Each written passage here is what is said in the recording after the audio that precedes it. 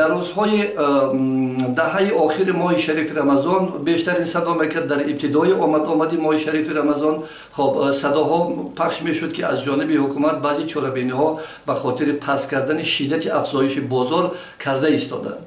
بنده همیشه در مقابل همین سیاست بودم. با کدام خاطر؟ با این خاطر که خب ببینید ما میگیم بازار آزاد، اقتصادیاتی مثلا آزاد و بازار آزاد و واقعا دیگر. اگر بازار آزاد هست چگونه میتوان مثلا دولت مداخله کند با صاحبکاری که در بازار مشغول تجارت است؟ خب این فشارها هیچ وقت به سود جامعه نیست. در کدام خاطر؟ یکی اینکه مثلا هنگامی که مثلا در مورد گویا بانان با تنظیم در آوردن نرخ بازار خب ما فشارهای مثلا حکومتی میکنیم، خب آیا با اینوبت گرفتیم که شخصی که مالش رو به بازار آورده است خب برای ارزش اصلی همین مال چقدر است؟ اون به بازار همین مال با کدام نرخ آورده است؟ و هیچ فروشنده، حتی اون مثلا حضرت مثلا پیامبر خدا باشد، وقتی که بازار رفت بدون به دست آوردن فایده نمی رود. دروغ است کسی که میگه که من بازار میرم به خاطر ثواب. اینا همه گویم که خودفریبی. هر کدام شخصی که بازار برای سودا کردن میرود او در جستجوی فایده است. اما البته مسئله این است که وقتی که ما درباره گذاشتن فایده بالای نرخمان میمونیم، پیش ما دو حالت پیش میاد. یکی وضع خب استحصال در جامعه.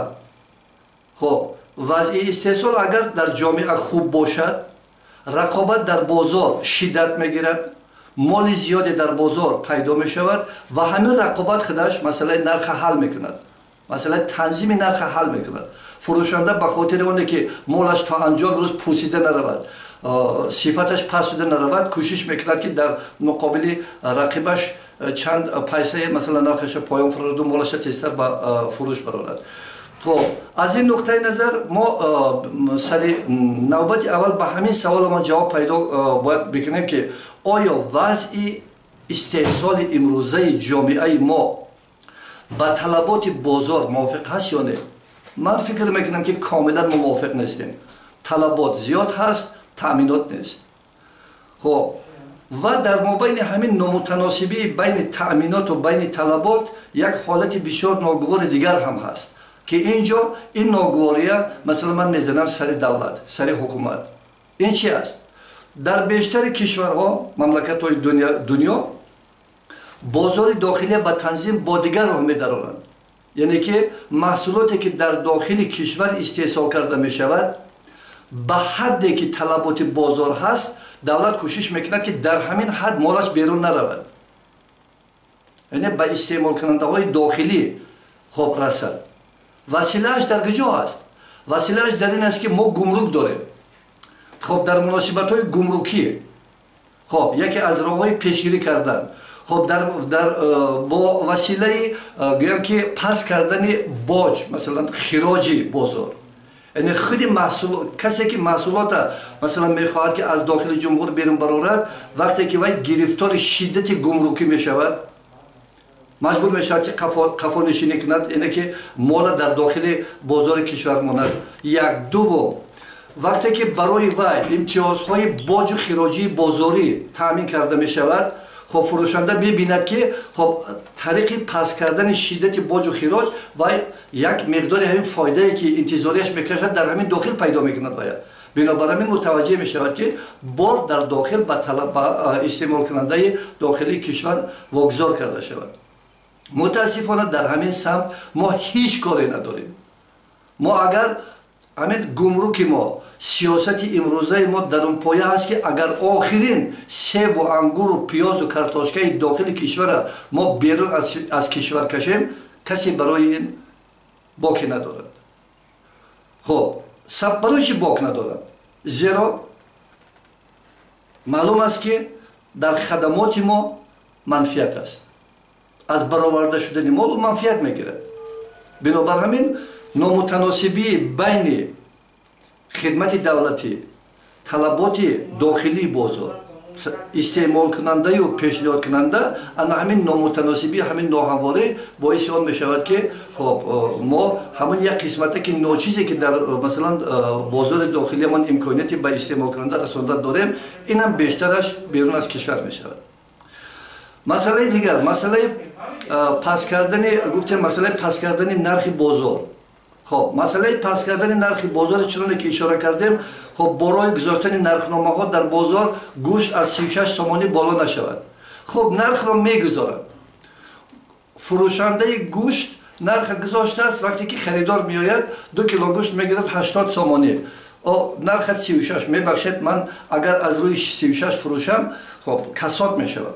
خب من مجبور کردم این نرخ گذاشتم خریدار بیچاره هم چیکار کند؟ اگر 80 سومانی نتیاد بارش کشیده میگیرند.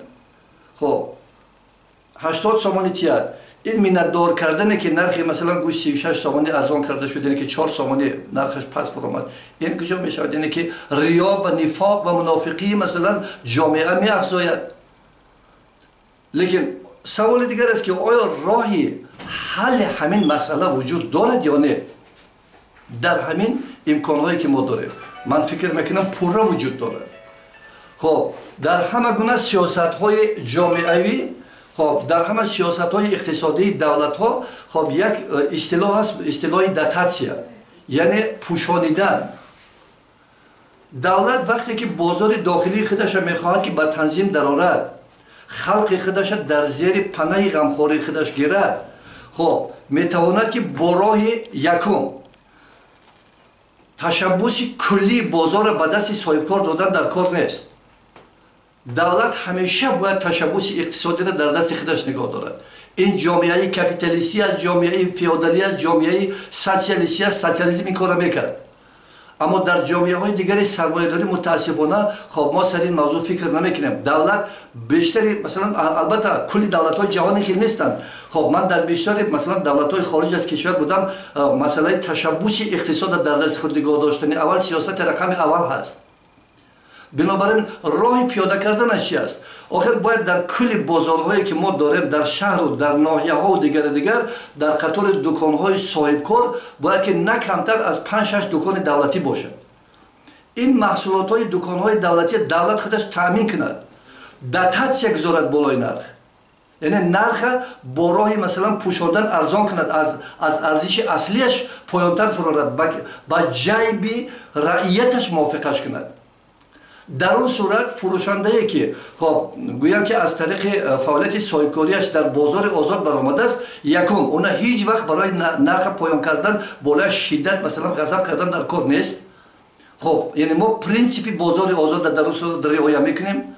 صاحبکار میگه مرحمت بازار است تا هر قدر نرخ که میخوای فروختن گیر اما از طریق پوشانیدن داتاسیای دولتی خب محصولاتی برای مثلا جامعه خب در حد نیاز مردم بودگی خب تامین میکنیم نرخ پایین میفراریم. صاحبکار خودش مجبور میشود که یا از این گونه نرخگذاری دست کشد یا اینکه نرخش موافق کند. یعنی وای در اون صورت با فایده مثلا اندک راضی میشود که مالش در بازار برآورده فروشد. ما گویا که در جامعه تاجیکستان ما امروز همین مسئله گویا از طریق دیگر میخواهند حل کنند برای با وجود آورده تشکیل کردن یارمارکه ها. باور کنید این یارمارکه ها این مسخره بازی است. خب یک ماشین مثلا میوه میارند یک ماشین گیریم که بالایش بار کرده شده 4 تن بار اما در بازار یارمارکه مثلا خریدار برای 1000 تن خب 1000 تن خریدار با 4 تن فروشنده چیکار میکند؟ کدام کسی که فضل نداره دغل هست خب بی‌آداب هست بالای مردم پا مانده رفته خب اون 4 تانه میخرد. کسی که معرفت و فضیلت و اخلاق انسانی دارد حتی به همون یارمارکه نزدیک شدن برایش گویم که ناموافق است. زیرا همون الفاظ قبیحی که در اون یارمارکه مثلا شما میشنوید اونجا میبینید که مثلا زن زیر پا میشود کودک زیر پا میشود مثلا گویم که پیر حرمتش به جا نمی آید. در همین گونه بازار آیا رفته خرید میکنید اگر شما ذره فضیلت انسانی داشته باشید. بنابر همین این سیاست یارمارکه ها سیاست چشم پوشی است. و در نهایت مسئله اون است که من فکر میکنم که امروز رهبریت دولت ما خب سر مسئله اقتصادی و اجتماعی باید سخت اندیشه کنند. از ساختن هزار همان نقطه های فروش سوزشواری دست کشیدن در کار. سر هر مسافه 100 متر یک نقطه فروش سوزشواری است، اما نرخ گران هست. نرخ با جیب مثلا مردم نیست. ما استثنا میکنیم باز جیب اشراف هست. اما جامعه تاجیکستان فقط برای اشراف ها نیست، رعیت تاجیکستان هم وجود دارد و این اشراف ها در اون صورتی هستند که رعیت در حال اعتدال باشد. پادشاه اون وقت است که رعیت باشد، قاضی اون وقت است که مجرم باشد. بنابر همین زیر سیاست مثلا زیر یک شعار یگانه ما میگوییم که دولت برای خلق است، خلق برای دولت نیست. این نقطه نظر هر کدام دولتی که اعتراف نمیکند و دنبال پیاده کردن همین سیاست نمیشود، اون دولت مردمی نیست. خب مردم مثلا از چیکار کنن؟ ما هنوز بوی خون سال 92 از بدن مردم ما نرفته است. بنابر همین خاموشی مردم در اون دیدن در کار نه که مردم رضا هستند از حال احوال اجتماعی روزشان. مردم فقط دلبزن شدند از بوی خون.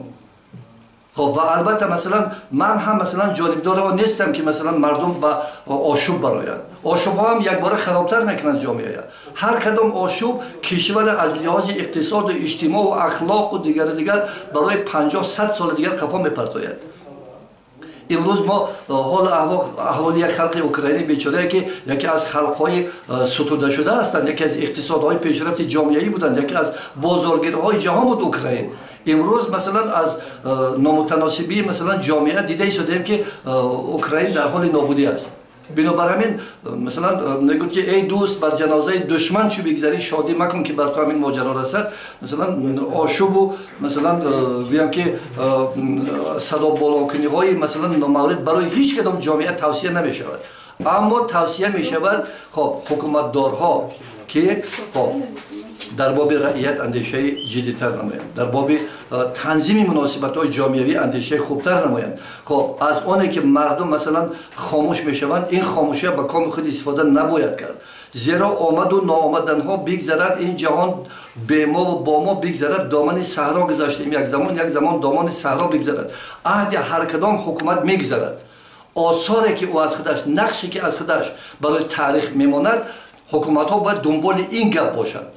حکومت‌ها باید دنبال آن نباشند که در زمان سر قدرت بودن جامعه اونها را چقدر می‌ستاید.